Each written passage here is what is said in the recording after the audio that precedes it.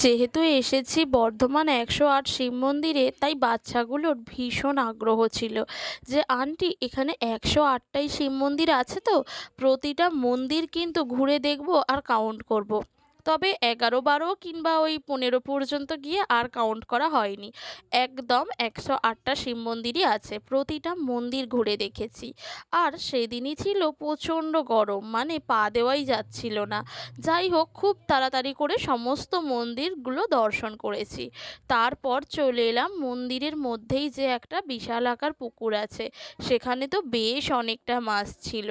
তারপর এখানেই রয়েছে মানদ নন্দী পার্ক, আর সাথে রয়েছে একটা বিশাল আকার আম গাছ। আর এই আম গাছের তলায় রয়েছে মানে সকলে বসার আর কি, পুজো দিয়ে বসা যাবে।